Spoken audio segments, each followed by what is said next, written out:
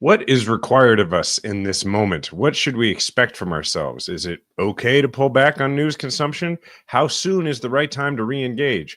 What's the right balance for Dems when it comes to self-examination versus leaning forward with confidence? These are big, important, semi-philosophical questions, and we're going to get into them today. Welcome back to the podcast for the 54% of Americans who regularly vote for progress in every election and want to convince their friends and family members to join our majority.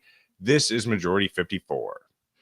All right. Well, Jason, first question we want to tackle today is not about Trump's cabinet picks or any of the policy that he's floated or anything that the Biden administration is doing. As I've mentioned in previous podcasts over the past few weeks, our job here is to kind of get back to first principles about, for our audience, who you are, what difference you can make, how you should be spending your time and attention. And then we, as podcasters and people who've played various roles within the Democratic Party, like what's the best use of our time and resources?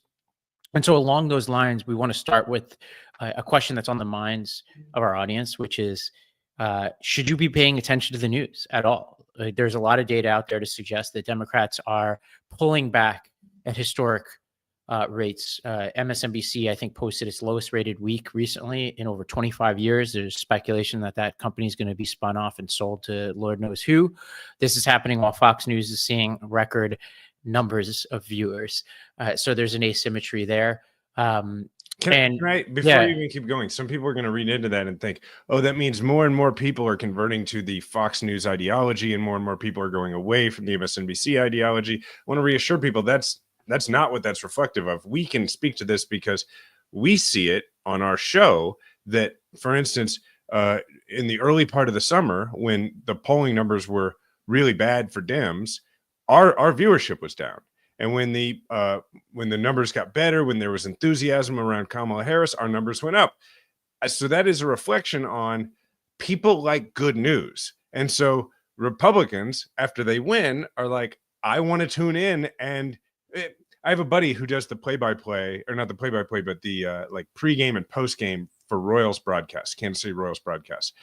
And I admitted to him once, I was like, honestly, dude, I don't watch the postgame show when we lose. And he was like, no one does. I've seen the numbers. I don't either. Yeah. And that's what it's reflective of. If you win, you want more. You want to get more content of it. If you lose, you don't. So I want to put that in context. And there's a way we could handle this episode and, frankly, most of the episodes during the Trump administration, which is get on here and be like, Republicans divided, yada, yada, yada. And, for certain, these are important stories. But for people listening to this, that's just not where you're going to get for us most of the time. What we've decided to do, and you and I had a good conversation about this the other day, is try to channel for our audience how we're feeling, because how we're feeling and what we're thinking about is, chances are, a lot of members of our audience are thinking that. And in this case, the most important question we're asking is whether to even pay attention, right? And I know a lot of people in our audience are asking the same question. A lot of you might not even be tuning into this episode because you've already made your decision on that. And we're going to get to whether it's a good idea or a bad idea. But in order to frame that, there was this interesting conversation between Bill Simmons and Chuck Klosterman. This was on a sports podcast, but I think got to a conversation that's happening all over the country right now. Let's go to this clip. The election, I texted people and I just said, on a scale of 1 to 10, how surprised were you by this election? Not how you feel about it, just how surprised you were. And I found kind of a disturbing pattern. Okay. There are some exceptions to this. But for the most part, all the people I texted are, they're intelligent people who follow the news, but some people really follow the news. Some people voraciously follow it. They follow all the narratives. They kind of know anything you reference. They're like, oh, I already saw that story or whatever.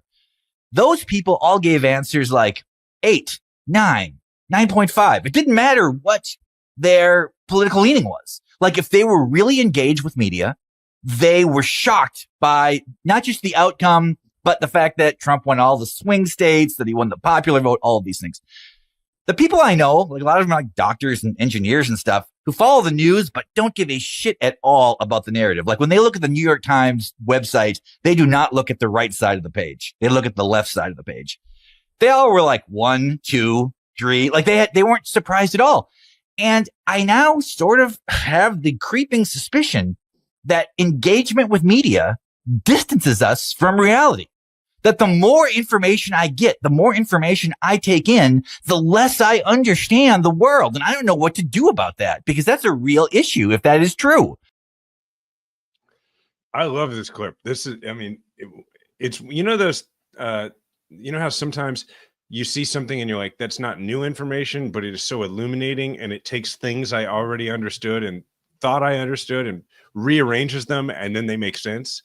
Like, I think it harkens back for me to several things. One thing is there was a lot of criticism of Biden in the 2020 campaign before the election, where people were saying that he was missing a lot of stuff and he was staying at a lot of news cycles, and they were like, he's behind.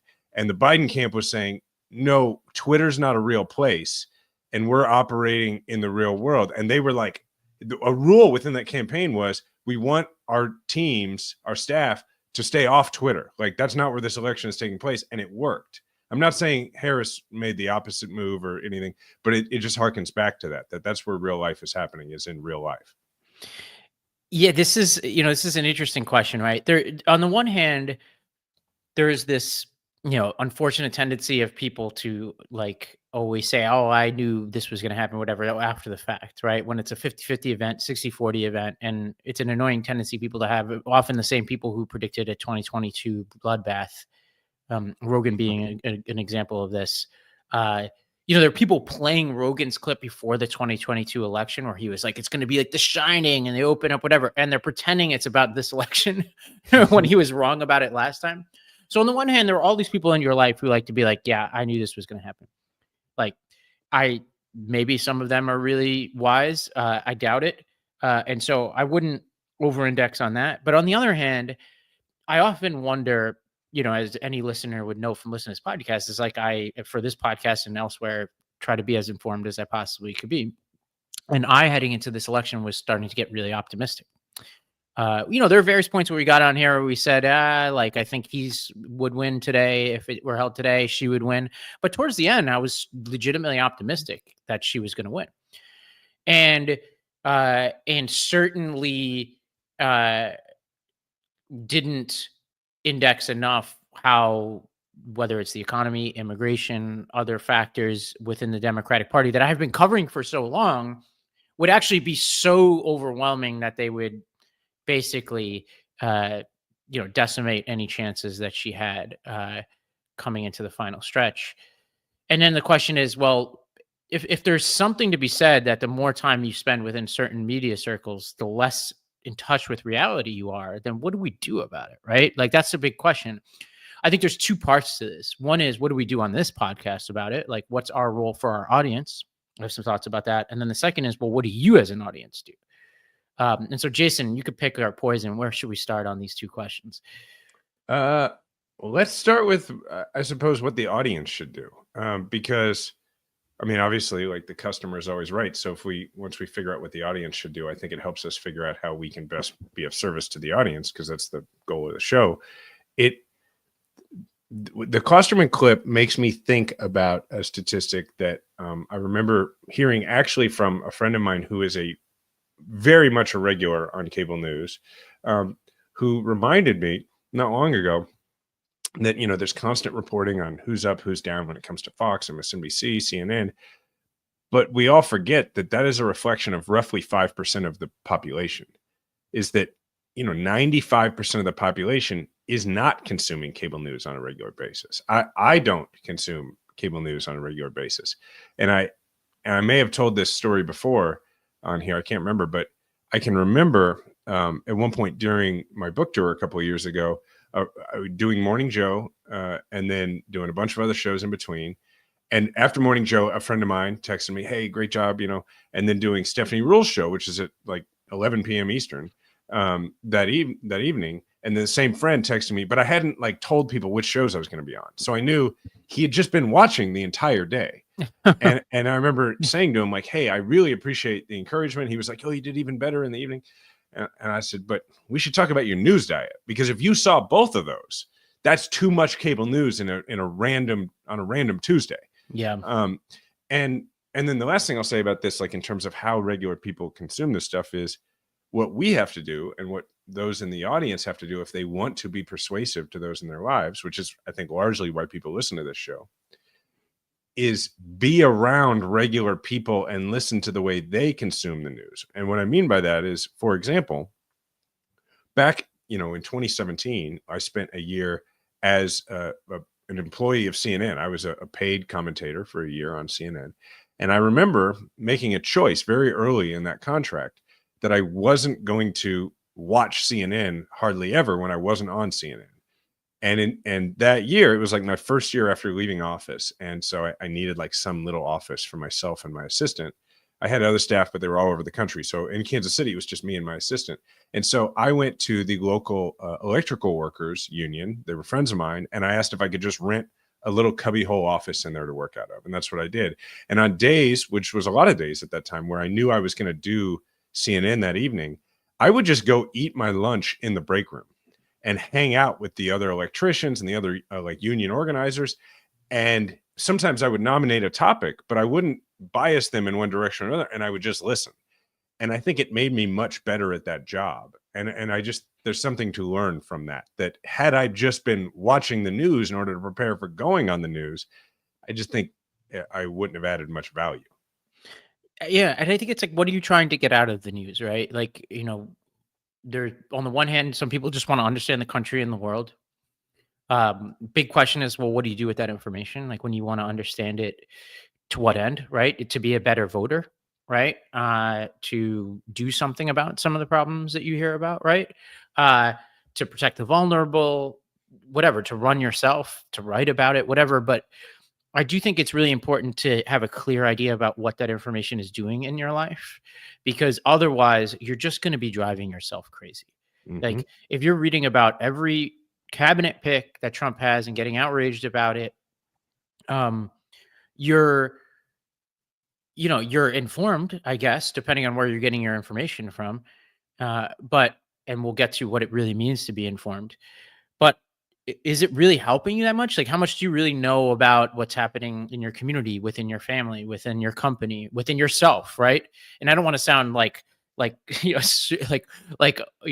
all sort of new agey about this, but my recommendation isn't to turn it off, but it's to have a very precise understanding about what the news is doing for you and the people around you. And I do think it is an important period of time in which to consider compartmentalizing your news intake, and what I mean by this is not constantly scrolling Twitter, not constantly listening to, even political podcasts like this all day, right? Like, and if that means that fewer of you are listening to us, I'll get to in a second why I think you should put us to the top of the list. But if it just means that you need to tune it out and not just constantly be consuming it all day, then that would make some sense. Because unless you're a policymaker, unless you're like me and you podcast every day about this kind of stuff and try to bring it to people's doorsteps, right? Unless you're doing that and like you have a huge following even outside of this podcast, right? Where you're trusted to know what's going on and comment on things, right? Unless your role is to do something on a daily basis about this, then you don't need to consume it on a daily basis. If it's truly entertainment for you, go for it. But I don't think you should feel the pressure to know everything that is going on every single day. And you certainly shouldn't feel pressure to be upset about everything that's going on.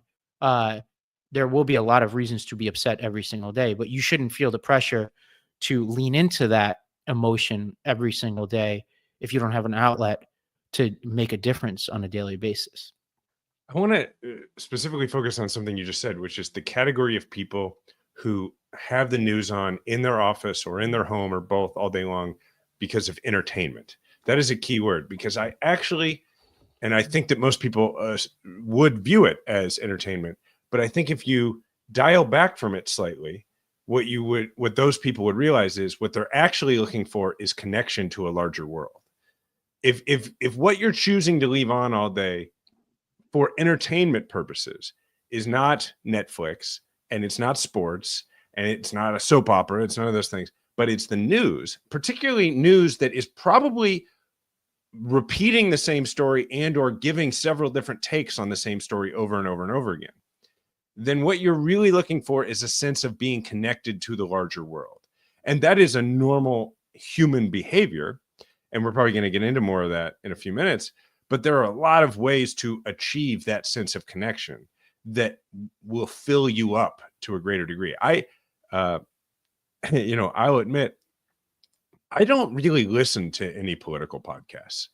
And I am a pretty politically engaged person. And the reason I don't is not because I'm like, I know everything, but it's because the vast majority of I listen to them here and there. When I have a friend that goes on one, which is, not uncommon, I'll listen. I actually listen, I don't listen to you and I because I was here when we did it, but I do listen to your show, The Lost Debate. Probably I listen to like every third or fourth show, because on that show, you deploy a lot of new information, right? And that when I'm listening to the news or when I'm reading the news, I'm looking for new information. And I use information very specifically there, because if you think about it, the majority of the cable news, the majority of the audio podcast news that you get out there, and I'm putting news a little bit in quotes, whether you're left or right, is actually opinion. It's actually takes. We all know that at one point, Jeff Zucker revolutionized the world of news. When at CNN, he looked at ESPN and said, we should do our news more like that. It's very compelling. Let's debate these things. And that's what happened. And so where you feel like and tell yourself you're consuming the news, and this is true whether you're a liberal or conservative, you're actually just being fed opinions and outrage. And so like I listen to Lost Debate because it's not really what it is. But otherwise, I'm listening to podcasts about movies, comedy, and sports, and history, and particularly military history. Those are the things that interest me and are evergreen.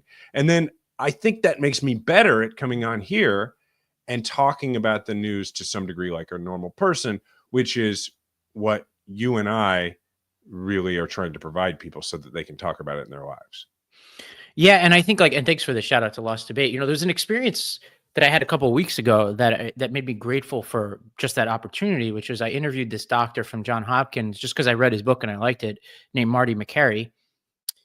And he was like a skeptic on a lot of stuff. Like he had been tagged as a COVID skeptic, but when I looked into it, he really was saying that myocarditis risk for young men outweighed the the cost benefit analysis of having young boys in particular get the vaccine, right? But he was tagged by the media as a COVID truther or whatever. And I looked into it very closely before I had him on, and I was like, absolutely not. And he's a tenured professor at Johns Hopkins who's published hundreds of papers and continues to be in good standing amongst even liberals who are very pro all the mandates, right?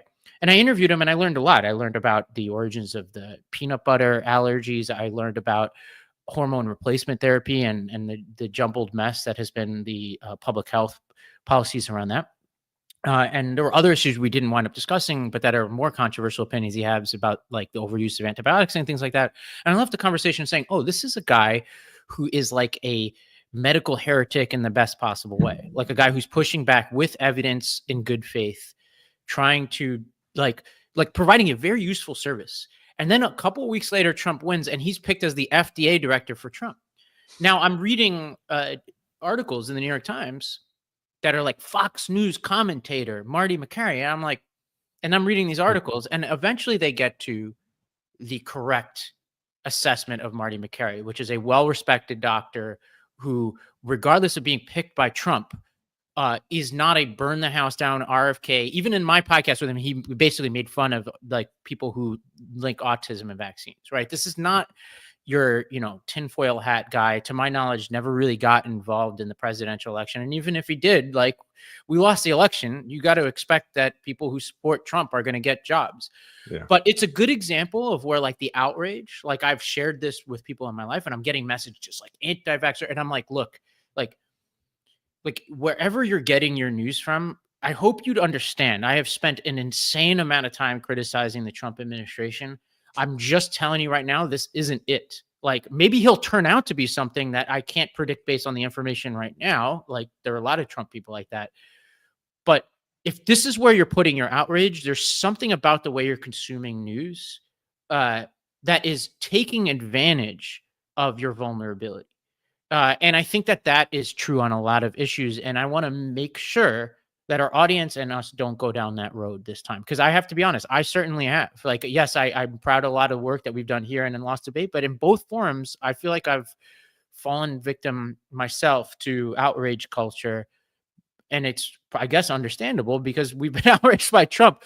But I do think we have to exercise discipline for our sake of our insanity, for our sanity and effectiveness, if that makes any sense. And well, with regard to effectiveness, particularly as we try and, be useful to the people who watch or listen to this show, because going back to the very start of where we were with this conversation, you were pointing out that, both of us really dove in on looking into what we thought was going to happen in this election with about a couple weeks to go. And up until then, we both really felt like it was a very 50-50 race, maybe leans Trump a little bit. And then what happened? We dove in deeper into media consumption, and we both arrived at the erroneous conclusion that Kamala Harris was going to win. I mean, we are a petri dish sample of exactly an empirical sample of what happens when you consume too much news. And it's not that you're over-informed, it's more like you're over-immersed in the narrative, and narrative being the operative term. So with with the guy that you interviewed, like, there's the reality of what you experienced in talking to him and researching him, and then there's the narrative that surrounds him, and it's that narrative that polarizes the country in both directions. I mean, I remember when I was still in the Army Reserve, and during my day-to-day, I was a state representative, because I left the reserve before I ran for Secretary of State. Yeah, so I was still a state representative. So I was active day-to-day in politics, and I was interacting with Republican legislators and Republican constituents a lot, but I was getting a lot of my news from MSNBC back then. And so my reality was one thing. And then I remember I would go to my drill weekends, and, by the nature of my job, thankfully for me, so it wasn't boring, we spent a lot of time out in the field. But on some of those drill weekends, I would have to go do like a military doctor's appointment, or go in some sort of waiting room on a military post. And, you can criticize this all you want, but this was at least the reality back then. It seemed to me, maybe this is because it was located in, at Fort Leonard Wood in Missouri, but every waiting room, the TV was on Fox News. And so about once a month, I would find myself spending 30 minutes sitting in a chair watching Fox News. And it would always remind me that half the country was engaged in a fully different reality than the reality that I was engaged in. And I had to remind myself that didn't mean that I was in reality and they were in an alternate reality. What it meant was we were both operating in two opposing alternate realities, and somewhere in the middle was the truth of what was going on. And so, if you have any doubts about this, just go and turn your television to Fox News, and you have a choice. You can do it, and you can just spend the whole time angry and telling yourself, this is bonkers, this is crazy. Or you can remember that a good portion of the population thinks this is the news the way you feel like MSNBC is the news. And if you do that enough, you realize maybe it's not helpful at all to either side. Yeah, I agree. And you talk about towards the end of the election, getting caught up in it. There are a lot of moments of our coverage that I'm really proud of. I mean, we had a conversation about Biden's age earlier than any podcast I'm aware of. Like, and took a lot of hell for it. Yeah. And if you remember that, and Harris, if you remember, I was getting on here catching heat about my opinions about Harris. And in the end, I wound up warming to her a ton. And that was my authentic feeling about it. But what I hope our audience knows is, like, when I get on here, I just tell you, I'm not here to, as we've talked about many times, like, our job is not to get on here and be operatives. It's to just truly say what we believe. And we're not oracles, so we're going to get things right and wrong. But what I'm proud of is that we've stood outside of our role as, partisans, as members of a team, and have tried to truly be honest with this audience. And I think the biggest question of this election was whether Biden should drop out or not. And I think we did that justice, right? Again, I have my opinion about whether he should or not have, but you and I had an honest conversation on an ongoing basis about that, which I think is really important. And we didn't always see it the same way, but we ultimately saw it the right way, or the same way, when shit went down, right? As I imagine all of our audience, for the most part, based on what I'm hearing from people, did. What I'm getting from people, though, is a sense of lack of trust in general, like not specific to this podcast, but for example, like the Pod Save guys had on Pluff, Cutter, other members of the Harris team. And I have not listened to this episode, but I could say that many members of our audience have sent me this episode saying that they were upset at what they view as the Biden and Pod Save guys' lack of accountability for us losing. Now, I have not listened to it, so I can't say for sure whether I agree with the audience or not, but I do know a lot of you feel that way. And I, as a general matter, right? Whether it's Pod Save, MSNBC, the New York Times, us at times, right? I think it's really important for everybody to take a step back and say, before you're like, and this is for people in the media in particular, before you're really going in on others, right? Ask yourself whether you're thinking clearly right now. And this could be an exercise that listeners go through too. Like, we shouldn't be so outward facing all the time, and just say to yourself, what are your incentives for saying things that you say? Are you being bullied in one direction over another? Are you worried about reactions if you were to agree with a certain thing or another thing? And are you so blinded by your hatred of one person or one group of people that you could possibly miss something really important? And I think these are really important questions. And when it gets to whether people should continue to tune into this podcast or not, I view it as our role to constantly justify ourselves. And what we will do is what we have long really wanted to do. And I think this is the proper time to really dedicate ourselves to it, which is really drill down on first principles. Like, who are we as a party and as a country? And two is broaden out the discussion from here's some crazy shit that Trump and Republicans said to what's the larger cultural political conversation happening? Like we talk about getting out there into the country. I was talking to like a high-ranking Biden administration official the other day who was like, after this election, I need to get out into the country. I was like, yeah, of course, right? That's great. It's one of the great things about Majority 54. It was one of the great things about my experience running schools in the South. But what it means to get out into the country is very complicated now. Like, you should also get out onto YouTube and be watching shows like that, somebody in their basement in North Carolina and in Mississippi and in the suburbs of Pennsylvania and in Allentown are watching things that you are not in touch with in any way. They might be comedy, they might be sports, they might be political. But if you're just getting your news from NPR and Crooked Media and the New York Times, then you're going to be missing something really important. Just like if you're not physically getting out there, you're going to be missing something really important. And what I want us to do is to get at both of those things, right? Like what's actually happening in physical, real life out in the country, but also what's happening out there in this larger, growing, rightward drifting, cultural, political media ecosystem that we clearly are underestimating, that is becoming a dominant way that people are getting their political news, whether they go there for political news or not.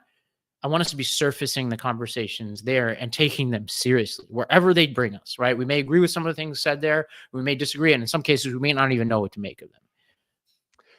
I think it's important what you're saying, people don't hear what you're not saying. What you're not saying is you have to go listen to people who vehemently disagree with you. You have to break bread with Stephen Miller and his acolytes. That's not what we're saying. What we're saying, another word for that, rightward drifting world that you're describing that is not overtly political, is popular culture. That's the other term for that. And so really it's a pretty easy homework assignment. What we're saying is engage with popular culture because, and people may have heard me say something like this before, beginning around 2008, popular culture and politics in this country began to merge for the first time since probably the first 40, 50 years of the country, back when there was no other entertainment other than the newspapers arguing with one another about who should be president or whatever. That's the last time really in this country that politics and popular culture were really one and the same. And I sort of chart it back to the moment when John McCain ran an ad against Barack Obama, slandering him as a quote unquote celebrity, because the Obama campaign sort of merged with a wind pocket in popular culture. And what happened after that? Then we got things like Sarah Palin. Then we got Trump, who became famous because of popular culture and The Apprentice and reality TV. And what I'm saying is the fight for the soul of the country may be happening on Rogan or on Barstool Sports or at Levitard and Friends, which is more left-leaning, at Meadowlark. And, that's where a lot of this is happening. And it's not just in sports, but it's within popular culture. And that means we have to engage with it. If you can't talk to people about the stuff that they're interested in, then you are the worst thing that you can possibly be in American politics. And that is out of touch. And what we can't be is out of touch. And it doesn't mean surrendering to a different set of values or compromising your own. It means remaining in touch with what people are thinking and feeling. And so with that, we're going to go to a break and come back and talk more about this sort of thing. Sick of the one-size-fits-all method, especially when it comes to your erectile dysfunctional treatment? Well, good news. Now you've got options with Hims. Hims is changing men's healthcare, providing access to affordable sexual health treatments from the comfort of your couch. They provide access to doctor-trusted ED treatment options such as chewable hard mints, brand-name treatments like Viagra, or generic alternatives for up to 95% cheaper. The process is simple and 100% online. No uncomfortable doctor's visits. So answer a series of questions from their site, and a medical provider will determine the right treatment option. If prescribed, your medication ships to you for free. No insurance needed. So if ED is getting you down, it's time to join hundreds of thousands of trusted Hims subscribers and get treated. Start your free online visit today at hims.com/majority. That's Hims, HIMS.com/majority for your personalized ED treatment options. Hims.com/majority. Hard mints are chewable compounded products which are not approved or verified for safety or effectiveness by the FDA. Prescriptions require an online consultation with a healthcare provider who will determine if appropriate. Restrictions apply. See website for details and important safety information. Subscription required. Prices vary based on product and subscription plan. Waiting for dinner? Spice things up with Golden Nuggets Online Casino. With hundreds of the hottest games, Golden Nuggets lets you live it up in your downtime on classics like Cleopatra or exclusive games only found on Golden Nugget Online Casino. Forget about waiting. Golden Nugget keeps the action rolling while your dinners simmer. New players can get $50 instantly in casino credits. All you have to do is sign up with the code MAJORITY and deposit just $5 to get $50 in casino credits.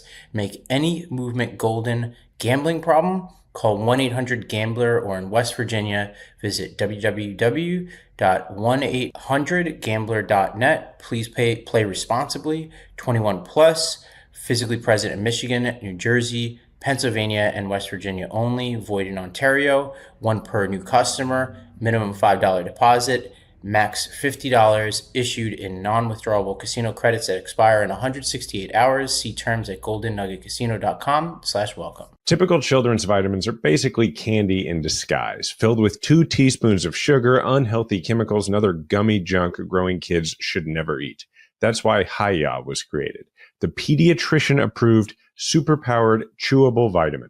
While most children's vitamins are filled with 5 grams of sugar and can contribute to a variety of health issues, Hiya is made with 0 sugar and 0 gummy junk, yet it tastes great and it's perfect for picky eaters, i.e. kids.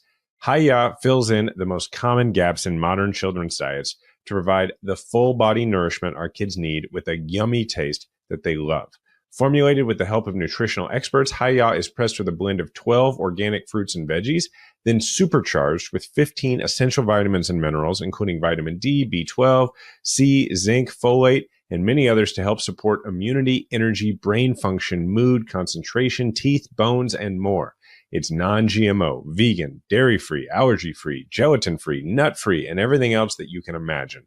Hiya is designed for kids of all ages and sent straight to your door so parents have one less thing to worry about. As you know, I'm a father and I'm always on the lookout for the best possible vitamins for my child to take. I'm so happy that I've come across Hiya Health. The ingredients are amazing and I don't have to worry about sugar or gummy junk because Hiya Health is made without that stuff and is still able to keep the great taste, which is super important because that's how you get kids to eat it. We've worked out a special deal with Hiya for their best-selling children's vitamin. Receive 50% off your first order. To claim this deal, you must go to hiyahealth.com/majority. This deal is not available on the regular website. Go to hiyahealth.com/majority and get your kids the full body nourishment that they need to grow into healthy adults. Couple quick thoughts before we talk about Thanksgiving, which is, an annual tradition for us, and I know very important to our audience as they, face their aunts, uncles, relatives who are going to be gloating. Mm-hmm. Number one, don't make this an excuse, no matter what you do as with regards to media, to just curl up in a ball and like tune out the entire world, because that's the wrong way to handle this, right? Like, don't become a worse person because of it. Don't become isolated. You could very well decide to devote yourself more to your community, your family, to your friends, to your business, to writing, to maybe even starting something. After 2016, I started Arena. That's how you and I met. Mm-hmm. You started Let America Vote, and so you could either decide to play a more active role in solving this particular problem or any problem or bettering yourself, but don't turn inward. Don't get more isolated, because that will take a bad thing and make it much worse. You sent this New York Magazine article that I really like, that I'm going to read a passage from about this. It says, exhaustion can be demobilizing, but it can also be a guide. Triviality is exhausting, so is sanctimony. Likewise, self-satisfaction, meanness, and smarm.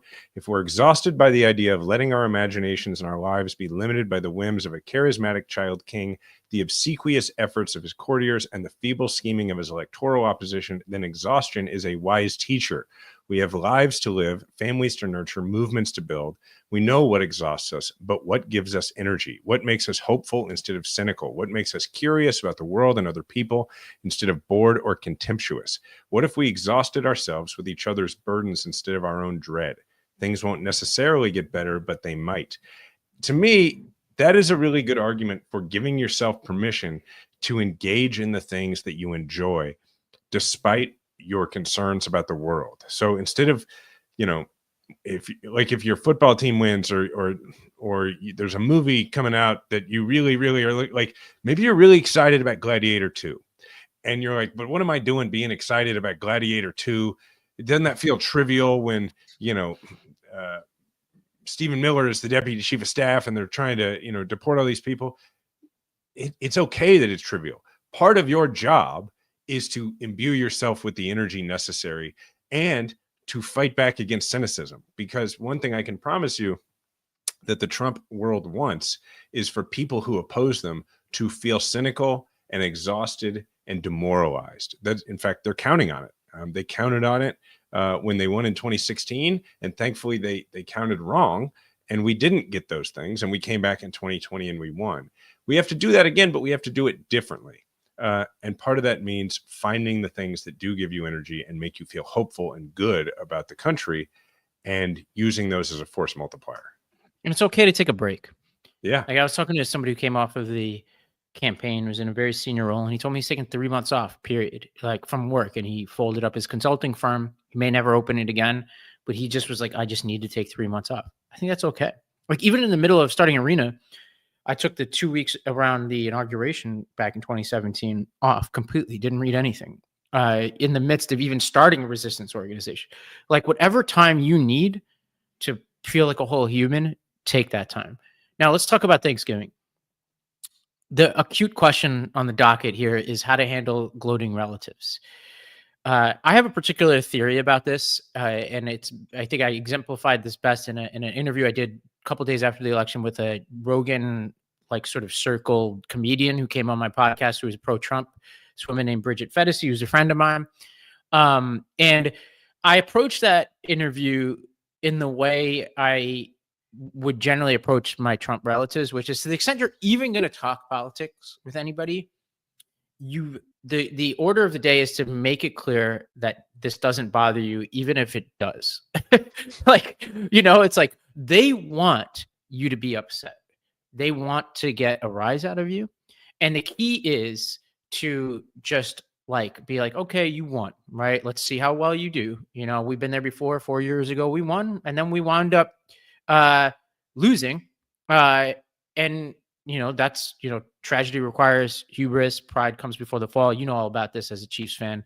It's like, like I just say things like that. I peppered my interview with her with that kind of stuff, and was just like, yeah, and we'll get to what I think is a bit of an overreading of these results, even though I'm very critical of our party all the time. I also am sensing a little bit of overreaction here and some, I think, overly simplistic arguments. Just don't let people know that they've gotten to you, right? The key is don't talk about the politics, but deflect it in a way that makes it clear that you're fine. Because their image of you as a liberal is that you're ready to move to France and that you have your kids in crisis circles the day after the election. And the less you lean into that stereotype, the less oxygen they have to sort of try to prod you and bask in their sense of superiority. Totally agree with that. And I'm about to say something that will cause a lot of our audience to be like, that's absurd, and to feel like I've lost touch with reality. But I'm going to suggest a way to get there that a lot of people will find beyond the pale. And that is assuming that this is a relative who you have a pre-existing, loving relationship with. You are spending Thanksgiving with them. It is a person for whom you want good things to happen, absent of their politics. Try to find that place within yourself and then remember what it felt like in 2020 when we won and how good you felt. And try to access something in you that feels happy for them, not for the country, but happy for them for how they feel. And then express it. And if you can find that, you can say, look, I know how I felt when my guy won in 2020. And I really wanted to feel that way again, but I don't. But this has reminded me of how you must have felt in 2020 when your guy lost. And, I wish it had gone differently, but I'm happy for you that you feel this way. And then you can do something that we need to be doing a lot more often. You can become very curious about which aspects they're the most excited about, because what it will do is it will allow them to talk. And here's the thing: when people talk about how they feel and what they're excited about, and you don't argue with them, they are left believing that you agree with them, which, not necessarily that you agree with them, but that you don't think they're crazy and that you are listening to them. And when that happens, people like it when folks let them talk. And what you will do is you are setting up for the next conversation when you have bought some credibility with them. You have made them feel as though a real conversation can happen. And then you can start, maybe even later in the same conversation, nominating some of your ideas and some of your personal feelings about it. And now you're in a back and forth where maybe you're not going to persuade them. Like if they're a person who's going to bring this up proactively at Thanksgiving to gloat, you're probably not bringing them around. But your other relatives are watching. Your nieces and nephews, who are 3 years away from being able to vote, are watching and listening. And think about how you want to model yourself, and think about which side of the conversation you want them to want to be. And as you start introducing your ideas, you're doing it in a collegial way. It's going to be much more effective. Yeah, and you could use this as a scorecard to the extent you have a good enough memory, or you want to throw it in your Apple Notes. But for your whole family to listen, is to be like, look, and again, you don't need to be having this conversation, but to the extent you do, you'd be like, look, okay, tell me what you're most looking forward to here. The economy is going to turn around, and be like, okay, turn around, interesting language, but whatever they think is going to happen, you'd be like, okay, great. I want great economy too. That's one thing. Well, how do we measure that? GDP, employment, whatever. Mm-hmm. We're going to increase American manufacturing. I guess they might like to deport a lot of people. Okay. These are all the things you want. Next time I see you, we could talk about where they're happening. And I promise you, if those things happened, I will acknowledge that according to your goals, you got the right president. But if he doesn't do that, well, then we can have a different conversation. That's now, are they going to be like, do it. are you going to be like, knowing my Trump relatives in my life, like, like my own brother, back when I was talking to him, was like, there's no way the Republicans are going to nominate Trump again because they're thinking clearly now. And I imagine if I even tried to bring that up to him today or on Thursday, he'd be like, I never said that. The way that they do the Iraq war, as you always mentioned, he literally did that with the Iraq war too. He's like, he pretends like he wasn't for it. So it's like, and these are the most jingoistic Iraq war supporters. But at least you have other people right around you. And the key is don't get upset about it. Just remind them that and move on. Another thing I've been doing here and there. Let me clean something up for you because you're going to deal with this on Thursday. I think you were talking about, when you said you were talking about Trump and not your brother. No, my brother was. No, my brother did. Okay. Yeah, that was my brother. All right. But didn't he also serve in it? No, he served in Afghanistan. Oh, okay. Well, either way, I was just like, if you misspoke, I didn't want to get you in trouble. No. He does this thing, which I imagine a lot of Trump a lot of Republicans do. They just pretend like they didn't support the things they supported, and that's why it's important to just be. You've heard me do this before, which is like you just listen and you let people know you're writing shit down in a way that's like, okay, yeah, let's get a scorecard. So funny. Let's just get a scorecard, and you don't even have to write it. You could just have everybody around the table. You could be like, okay, this would be success, that would be success. Okay, we're all acknowledging now this would be success, and so if we don't hit that, we can have a conversation about whether this has been a successful presidency or not. You don't even have to like say anything else than that. One line, and this is a petty line I've been throwing out there with people in my life, is like, congratulations. One thing I was really excited about was that Harris conceded so quickly. And they really have nothing to say about that. Yeah. Like, I'm just like, yeah, it was really awesome. And I thought that was a really great example. Don't you think that was a great example she set? I think that's a good idea. I also think it's important to remind folks that you don't have to look at these conversations as winning and losing. Yeah. These are conversations with your family. These are not debates that the entire nation is watching. Your goal is not to win or lose. Your goal is to create collegiality, maybe find common ground, if not around conclusions, but around metrics, like you're talking about, around values, things we care about. And then, they don't have to go on for the entire Thanksgiving dinner. Like, it's okay to say, okay, we've talked about that enough. Like, what has anybody been watching anything good lately? Like, what shows is everybody into? That's okay to do too. In fact, it's encouraged. Yeah. Think about like if you, Jason, were on CNN with Ben Shapiro and he's going on and on about this and that. Like, what would make him very uncomfortable is to commit to anything in the future. Right. So you'd be like, Ben, okay, I get all what you're saying about the Biden administration. Let's talk about what success would look like here. Right. It makes them uncomfortable because I think everybody, even Trump supporters, have this sense that there's some chaos that's possible. We saw it this week with the tariffs, right? So it's like you start to get people a little queasy when you start to talk about that. And the more you're in control of your own emotions on this, the better for everybody. Now, sorry.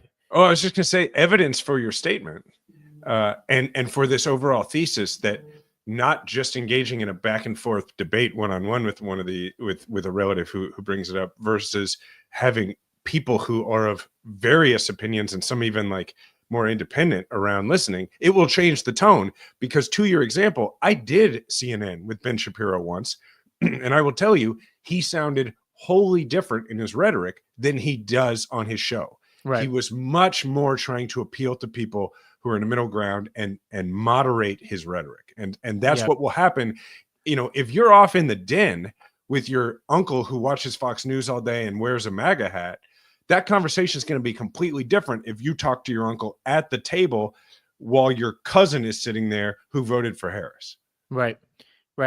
Well, okay, we were going to talk about this phenomenon, and I propose we kick this to next week because I think it's a huge topic that I would love to devote a lot of time to, which is this question of self-doubt and self-criticism for Democrats versus confidence. And for our listeners' sake, here's the question we will tackle, among other things, next week, which is I'm seeing a lot of look in the mirror stuff. We've done a bunch of that or whatever. And then there are other people who are saying, losers look in the mirror. Look at Trump after 2016, after 2020, after 2022. He wasn't looking in the mirror. He was doubling down on who he was, not apologizing for anything. And then he just won. Right. And so there's this debate going on about, well, actually, are we being weenies? Are we just being like, hey, like, like therapy speak Democrats, showing the very quality that voters didn't like about us, which is a softness against the strength of Trump, who has shown no self-reflection, no shame, right?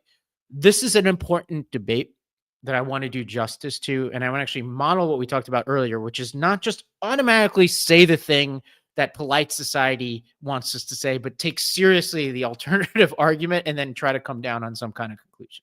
So I propose we kick that to next week. That's a good teaser for next week. All right. As we go into one for us, I'm going to go first because I want a lot of people to hear it. And, 60 minutes. Yeah. It's very exciting. So a lot of people who have been listening or watching for a long time are familiar with what Operation Bella is, which is that in 2021, after the U.S. military left Afghanistan, my translator's family was still there. And because of the way that they had helped coalition forces, all 12 of them were on the run from the Taliban. I got engaged in trying to help them get out. That things escalated quickly, as they say. And the next thing I knew, it was myself and a bunch of friends trying to help 75 families who were in the same situation get out. We faked a wedding in Afghanistan and defied the U.S. government, raised a bunch of money, and put together an operation to help coordinate them rescuing themselves and getting themselves out. And now my translator's family, the Raofi family, live 6 minutes from our house, and they're part of ours.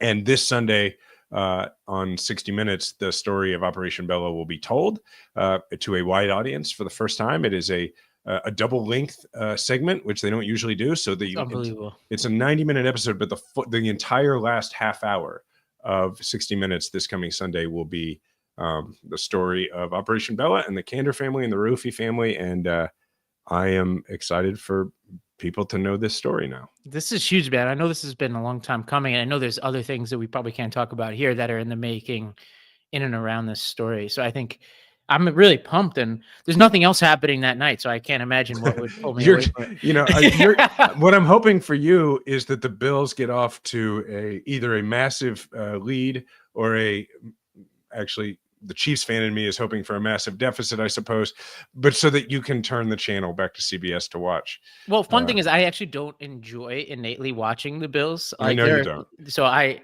will just watch you. I have a good excuse now.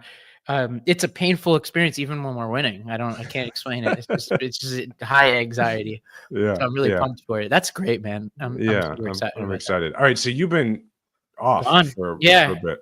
I went down to Mexico for, I've basically been off for 2 weeks. I haven't really been doing, I did one interview for Lost Debate, and obviously our audience knows I wasn't on last week, but I went to this conference called Summit in Baja, Mexico, which is like tech founder types and podcasters like Scott Galloway, people like that. And from the perspective did you meet him? Do you know him? I met him. I don't know him. Oh. I was standing next to him during the Tyson fight. Yeah, he has grown on me the more stuff I've heard from him lately. He's interesting. I could have a whole sidebar about pros and cons of him. I've been watching him for a while. Smart guy. Yeah, very. But here's my observation relative to this podcast, which is 2016, the equivalent gathering, everybody would be like, oh my God, Trump just won. It would be almost near universal like opinions against Trump.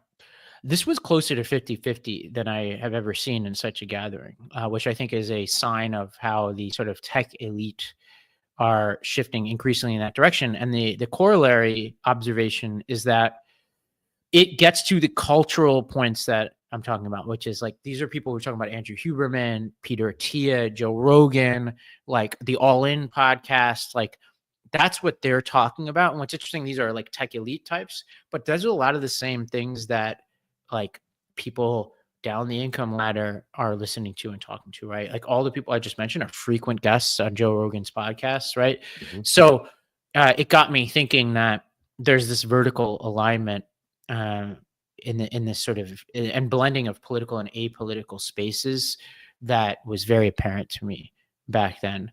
Or back at that conference. So then I went from there to this like small surf town, but there was no surfable waves. So then I flew to LA to go, among other things, see our French Sujit's son, who was just born, and to play a bunch of tennis. And, LA is an interesting place. I went to Topanga Canyon. If you've ever been there, do you know anything about Topanga? So between Santa Monica and Malibu, there's like behind Malibu is a canyon. And if you go there, it's like a hidden gem in LA. It's like going back to the 60s. It's hippies. It's not very developed, and it's gorgeous. It's like almost stepping into like the countryside, right? And I went up there into the mountains, and did what you'd think based on people who've been listening to this podcast for a long time, you know, little botany, shall I say, and then came back and then flew back the next day. But it was a great experience. And somewhere in there got a haircut. Yeah, well, I actually got that before I left. But yeah, it was getting long. Big news for you. It was a major change, I feel like. Well, you know, it's like they say about women when they cut their hair, you know, there's some kind of life change going on or like something they're working through. I cut mine in and around the election. So I guess I'm the same. Just anybody with long hair, you cut it. Well, I guess I notice it because we talk all the time, but it's only a couple times a year that I see you anyway than other, like from like the chest up. So yeah. So it's like it's pronounced. Because we're only in the same space so often. So but yeah, it was all around a good trip. It was good to detach from the news for a while. And it was funny, I was getting news during this just from people texting me stuff like Matt Gaetz. I was like sitting by the ocean and some people are texting me Matt Gaetz. I'm like, okay, I'm not gonna not being pulled back in. And like, look, he's not the nominee. So that's a good example of like, we elect people. This is the point. We elect people. We don't have the majority, but we have people who are our representatives in DC. I promise you people listening, like, unless you have a finite role, most of the time, you just have to trust that the people that we elect are doing the very best that they can to fight on your behalf. Like you just shouting into the wilderness, like me yelling at the person next to me on vacation is not going to help anybody. Control what you can control. Yeah. All right. This was fun. It was a little bit different. So I hope folks will go, you know, leave a comment, like leave a review. And this episode was a little bit different than what we've been doing in the past. So let us know if you liked it, if you didn't like it. Oh, by the way, the Bills beat the Chiefs, Jason. Did you know that? We haven't been able to talk about that. No, I didn't hear about it. We'll talk about it next week. Yeah, maybe it'll come up. All right. Yeah. Thank you to the Midas Mighty. You can follow Ravi everywhere on social at Ravi M. Gupta. You can find me at Jason Kander. Watch 60 Minutes this Sunday. If you don't get a chance to watch it, it'll be on the 60 Minutes YouTube channel by Monday morning. Thanks, everybody. Remember, we all have a platform. Make sure to use yours today.